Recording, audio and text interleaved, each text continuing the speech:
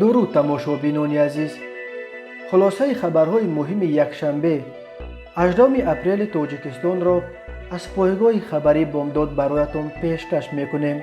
در این برنامه پای گواردی ملی تاجیکستان در ماجرای جاسوسی بین چیخ و روسیه، هلاکت 3 جوان از 17 تا 18 ساله در یک صدمه پرقربانی در فیض‌آباد، سوختار در بازار خاروخ، بازداشت 2 ساکن نورک برای فروش $7800 قلبکی، سید مراد دولتوف در خوجند مکتب اکسفورد می سازد.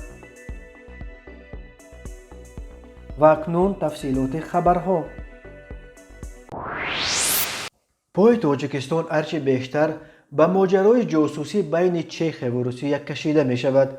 روز 19 اپریل رسانه های چیخ نسخه شناسنامه های تاجیکی و مولدوانی 2 جاسوس روسیه، آناتولی چیپیگا و الکساندر میشکین را نشر کردند. از این اسناد چاپ شده برمی آید که شناسنامه تاجیکستان به نام رسلان تباروف، افسر گریو چیپیگا استفاده برده است و شناسنامه مولدووا به نام نیکولا پوپارو، همسنگر او میشکین. روز 19 اپریل بخش جهانی BBC خبر داد که این 2 جاسوس روسیه برای پیدا کردن دسترسی به انبارهای اسلحه در شرق چیخ در سال 2014 یک نامه از نام گواردی ملی تاجیکستان را نیز استفاده بردند. در نامه با عنوان ایمکس گروپ، یک شرکت سلاحفروشی چیخ که انبارهای اسلحه در کنار شهر زلین را اجاره گرفته بود، از این شرکت خواسته میشد که به 2 نماینده گواردی ملی تاجیکستان اجازت بدهند که از این انبارهای اسلحه این شرکت دیدن کنند. در مکتوب از نام گواردی ملی تاجیکستان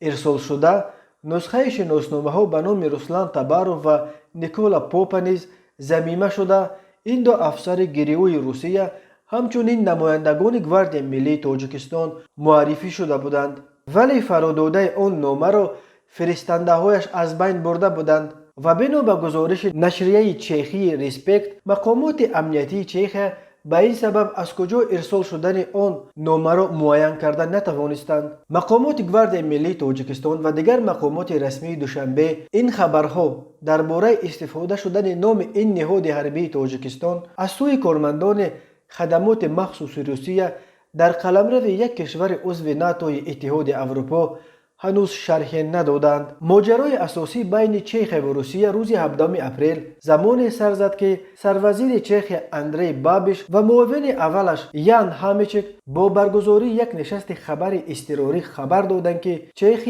18 کارمند سفارت روسیه را که بنا به معلومات مقامات جمهوری چیخ افسران خدمات ویژه روسیه اسوئر و گریو بودند اخراج میکند. به آنها برای ترک قلمرو این کشور عضو اتحاد اروپا 48 ساعت فرصت دادند. این اقدام در پی آشکار شدن جزئیات نو مربوط به ترکش های سال 2014 انبارهای اسلحه در کنار شهر زلین که 2 کشته به جا گذاشت گرفته شده است. بابش و همیچه گفتند که در آن ترکش افسران گریو دست داشتند. روسیه روز 19 اپریل اعلام کرد که همچنین اقدام جوابی 20 کارمند سفارت چیخ در مسکو را اخراج میکنند. در مسکو ادعای مقامات پراگ درباره کار دست خدمات مخصوص روسیه بودن ترکش انبارهای اسلحه چیخ را ادعای بی اساس نامیده رد میکند. همزمان پلیس چیخ روز 17 اپریل 2 شهروند روسیه، الکساندر پتروف و رسلان باشیروف را در رابطه با تفتیش جنایت‌های سنگین تحت جستجو قرار دادند. شب 17 اپریل ساعت 21:20 ماشین واز 21099 تحت اداره ساکن 18 ساله جماعت مسکین آباد نوی فیض‌آباد ایوب جان عمروف در راه روغون واده در حدود جماعت جوانان نوی فیض‌آباد به ماشین کماز که در کنار راه می ایستاد برخورد است. در نتیجه 2 مسافر واز ساکن 17 ساله جماعت مهرآباد نوی فیض‌آباد ملکشایف محمد شاه و ساکن 18 ساله دوشنبه سنت الله ذکرالله جراحت‌های وزنین برداشته در جای حادثه به هلاکت رسیدند. راننده ماشین ایوب جان عمروف نیز در بیمارخانه جان باخته، یک مسافر دیگرش تحت طبابت قرار دارد. همچنین راننده ماشین که اسپورتیج ساکن 30 ساله شهر ترسونزاده عظمت حاتموف شام 16 اپریل ساعت 19 در راه دوشنبه ترسونزاده در حدود جماعت میرزا رضا دو پیادهگرد را پخش کرده است. در نتیجه گلندام سعدالله‌یeva ساکن 45 ساله جماعت زین‌آباد نوی رودکی در جای حادثه به هلاکت رسیده. فردوس ایشان 17 ساله نیز ساکن زین‌آباد جراحت‌های وزن جسمانی برداشته است. راه‌های تاجیکستان از لحاظ شماره صدمه‌ها پرخطر شمرده می‌شوند. هر سال بر اثر صدمه‌ها در راه‌های تاجیکستان تا 400 نفر به هلاکت رسیده، بیش از 1200 تن دیگر معیوب می‌شوند. ریاست حالتهای فوق‌العاده ولایت مختار کوهستان بدخشان تاجیکستان خبر داد که صبح 18 اپریل ساعت 7:30 بازار مرکزی شهر خاروغ دچار سوختار شده است. بنا به منبع گروه سوم زودعمل ریاست الکی ساعت 7:35 و گروه یکم زودعمل شعبه کمیته حالتهای فوق‌العاده در شهر خاروغ ساعت 8:00 به جای حادثه سفربر گردیده آنها توانستند همراه با کارمندان خدمات سوختارنشانی و نجات دهندگان اگنتی آقاخان عاید به مکان زیست الکی ساعت 8:25 علنگه آتش را خاموش کردند.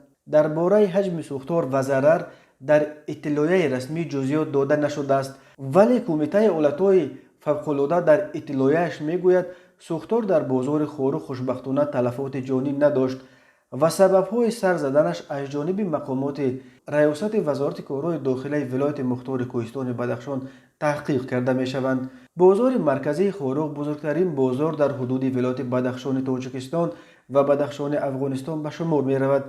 به دلیل نزدیکیش به مرز، ساکنان بدخشان افغانستان نیز برای خرید به بازار خاروغ زیاد می‌آیند. همچنین در مرز تاجیکستان با افغانستان در قسمت بدخشان چند بازار نزد مرزی نیز عمل می‌کنند که مشهورترینش بازار تیم در شهر خاروغ میباشد. وقتهای آخر چند بازار در تاجیکستان به کام آتش رفته است. مقامات معمولاً رسش کوتاه ناقل‌ها را سبب این آتش سوزی نام میبرند. دو ساکن 23 و 17 ساله شهر نورک با اتهام به معاملات برآوردن پولهای قلبکی دستگیر شدند. وزارت کارهای داخله گفت دستگیر شدگان دوام ماه‌های اپریل و مارت سال 2021 از شناسشان ساکن 28 ساله نورک پولهای $100 قلبکی را دسترس کرده تلاش کردند که این پولها را به دو ساکن دیگر نورک فروشند. تشخیص سودی کریمینالیستی نشان داده است که $7800 از این دو ساکن نورک مصادره شده قلبکی می باشند. از روی حادثه مذکور تفتیشات ادامه دارد.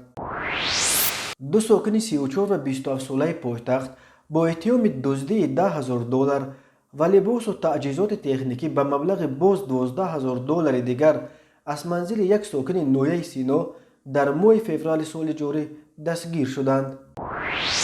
یک زن 41 ساله ساکن دوشنبه به آن عیبدار می شود که یک سال پیش ماه فوریه سال 2020 ماشین تمغه رنج روور یک ساکن 41 ساله نوعی سینا را $55,000 نرخ کرده گرفته است، ولی تنها $23,000 پول صاحب ماشین را داده است و خلاص. نسبت گمانبر شونده پرونده جنایتی با ماده 247 قسم 4 کودکس جنایتی جمهوری تاجیکستان آغاز کرده شده تفتیشات ادامه دارد. صبح 18 اپریل رئیس ولایت سوخت رجبای احمدزاده و شهردار خوجند فردوس شریفزاده از جریان ساختمان مکتب اکسفورد دیدن کردند. این مکتب برای 450 خواننده را که در قسمت شمال و شرقی خوجند به طرز اصول خاص معماری شبیه دانشگاه شهر قدیم اکسفورد بریتانیای کبیر صاحبکار شناخته تاجیک سید مراد دولتوف ساخته ایستاده است.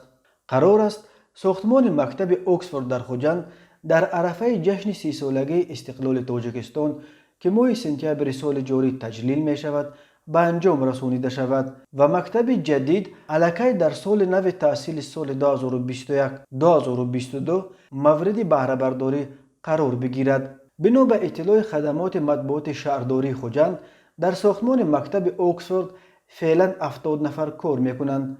بلند برداشتن سطح و صفت تعلیم و تربیه نورسان و جوانان دانشمند هدف اساسی تشکیل این مکتب نام برده می شود. مؤسس مکتب سید مراد دولتوف گفته است که می خواهد در اینجا اصول تعلیم بین المللی و زمانویро راهاندازی نماید. رئیس ولایت سوخت رجبای احمدزاده به مؤسس مکتب اکسفورد دستور داده است که کارهای ساختمانی را طبق نقشه و با صفت انجام داده به کارهای آبادانی حدود مؤسسه نیز توجه نشان دهند. رئیس ولایت اظهار امیدواری کرده است که دستپروران این مؤسسه تعلیمی معاصر در آینده به مکتب‌های عالی اروپا داخل شده به وطن و ملت خویش خدمت صادقانه خواهند کرد. دانشگاه اکسفورد و کمبریج بریتانیای کبیر از جمله مؤسسه‌های تعلیمی خیلی شهرتمند و با نفوذ عالم به حساب می‌روند و تحصیل در چنین مؤسسه‌های سطح جهانی آرزوی هر یک نوروز جوان میباشد.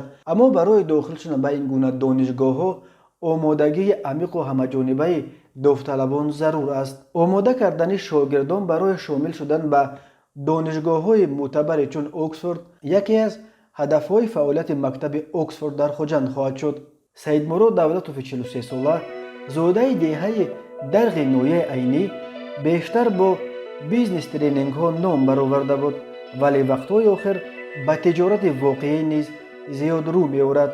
بهار سال 2020 در نویه اسپیتامین در حضور پرزیدنت امام علی رحمان گرمخانه اینواسیونی و حفظ ماهی سید مراد دولتوف افتتاح شده بود. این بود چند خبر. خبرهای بیشتر را در سامانه بامداد پیگیری نمایید. خوش باشید.